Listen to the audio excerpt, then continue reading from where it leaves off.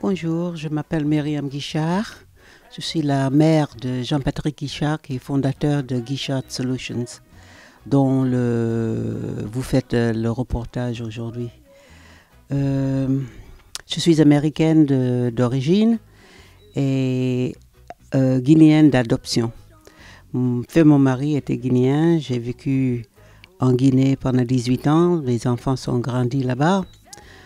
Jean-Patrick et son frère aîné, pardon. Guichard Solutions, c'est une suite naturelle aux affaires des choses parce que Jean-Patrick et son frère, comme j'avais dit, étaient grandis en Guinée. Et ils m'ont visité lors de mes différents périples en Afrique. Comme diplomate américain, comme conseiller culturel après la mort de mon mari. C'est un peu bizarre parce que Eric, il a pris le penchant de son père. Il est économiste comme son papa. Et Jean-Patrick, à la fin, m'a suivi dans la culture et dans l'art. Je travaille en collaboration avec Jean-Patrick dans tous les différents forme qu'il veut. C'est lui qui a insisté que je fasse partie de l'organisme. J'étais encore très, très heureuse de le faire. Je crois que mon titre serait directeur de création, je ne sais pas comment traduire, Creative Director.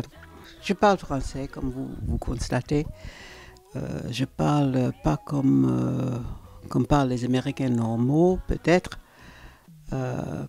Mais c'est parce que j'avais étudié le français à l'université, puis en France, là où j'ai rencontré mon mari. Puis les 18 ans que j'ai passé en Guinée, je parlais français beaucoup plus que le soussou, qui est les origines de mon mari. Et puis, j'ai continué en Afrique francophone comme diplomate américain. Alors, c'est pour ça, parce que... Et c'est ce qui est bizarre, c'est que en tant qu'enfant, quand ils étaient enfants, je voulais pas que mes enfants oublient l'anglais. Donc, j'insistais pour leur parler anglais. Je parlais anglais. S'ils me parlaient français, je ne répondais pas. Mais maintenant, après la mort de leur père, quand j'essaie de continuer à parler français, parce que je n'ai pas beaucoup d'occasions, il faut bien dire, ils refusent de me parler français. Donc, parlons maintenant de Guichard Solutions. Guichard Solutions, on avait constaté en revenant ici aux États-Unis, parce que mes deux enfants sont nés ici, pas grandis ici, mais ils sont nés ici. Ils sont venus à l'âge de l'université. Mais en vivant ici, on constate beaucoup de choses. La première chose que j'avais constatée, c'était que l'Afrique était beaucoup plus connue pour la danse, pour la sculpture, pour la musique, pas beaucoup pour les tableaux. Et après, on a vu des artistes, des peintres venir être connus aux États-Unis, mais c'était des peintres des pays anglophones comme le Nigeria, le Ghana, un peu l'Éthiopie. Mais il y avait pas de peintre vraiment connu de l'Afrique francophone.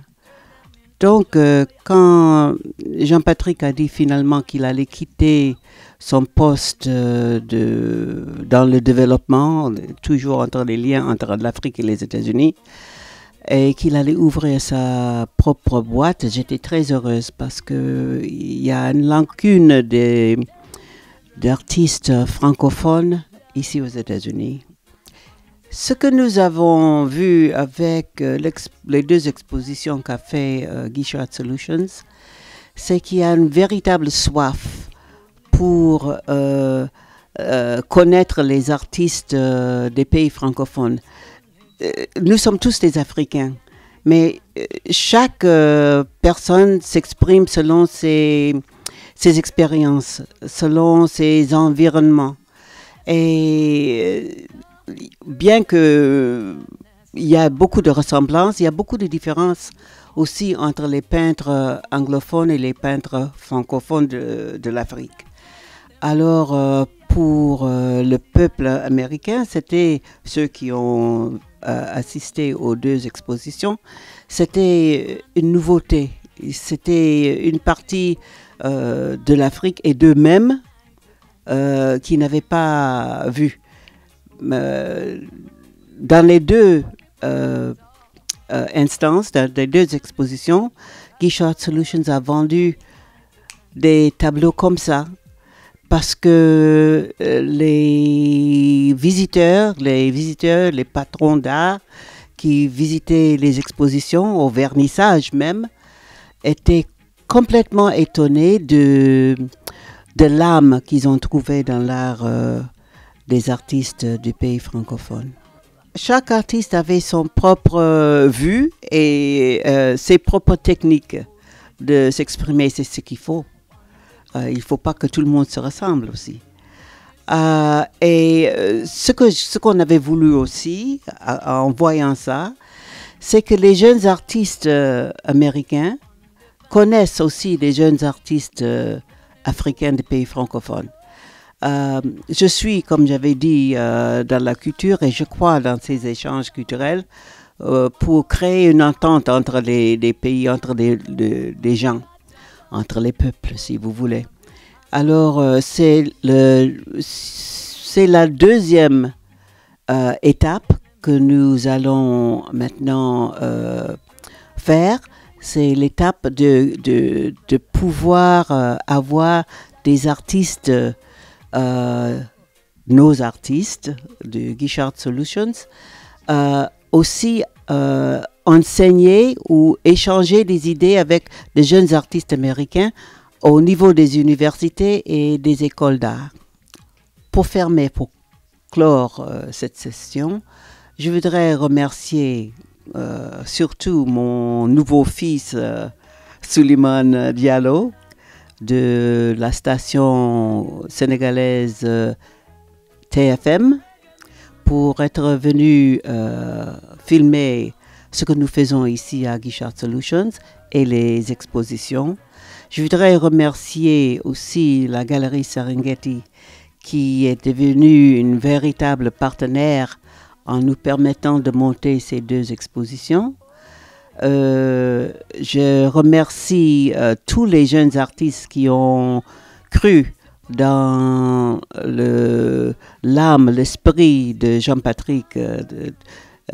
Jean-Patrick, je dois dire, bien qu'il soit des deux nationalités, il est beaucoup plus africain qu'américain, comme vous pouvez constater lors de ce programme. Et je suis encouragée par le fait que les jeunes artistes ont cru en lui et que ça marche. Alors, je vous remercie tous. Je peux nommer tous les artistes, mais ça prendra du temps. Je suis certaine qu'ils ont déjà été nommés. Pour les jeunes artistes du Sénégal, je les encourage de continuer parce que le peintre, pour moi, est l'esprit de la société, est le miroir de la société. Et ce que vous expérimentez, ce que vous peignez, voilà, mon français s'est échappé, ce que vous peignez, c'est pour la postérité. C'est-à-dire que ceux qui viendront dans 20 ans, dans 30 ans, dans 40 ans, dans 100 ans, et ils verront vos tableaux, et ils vont savoir ce qu'était la société sénégalaise à cette époque. Alors je vous encourage de continuer, c'est dur, tous les débuts sont durs, mais il y a une place pour vous tous dans ce monde. Merci.